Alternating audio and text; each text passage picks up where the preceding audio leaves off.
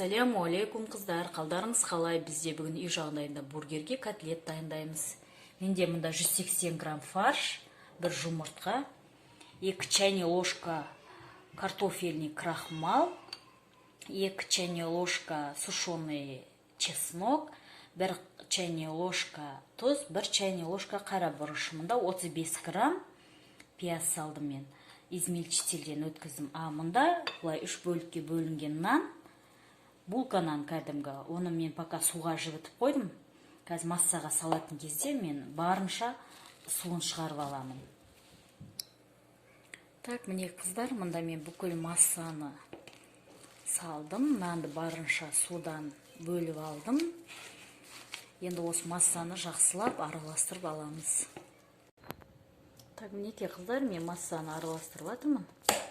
Так, ұрғылау процесі дейді ғой, что котлетіміз бөлініп, жарылып кетпеу үшін осылай жақсылап, ұрғылап, жақсылап араластырып аласыздар. Одан кейін осыны қазір бөліктерге бөліп, қызып тұрған майға пісіріп аламыз. Так, мінекей қыздар, мен массаны жақсылап ұрғылап, жасап алып, 20 граммнан 15 штук шықты мінекей менде. 20 граммнан өлшедім, 15 штук. Өзіңіз граммын жоғарлатсаңыздар да болады. Маған осы 20 грамм жеткілікті. Қазір енді осыны ұнмен қолға жайып, қызып тұрған табада пісіріп аламыз.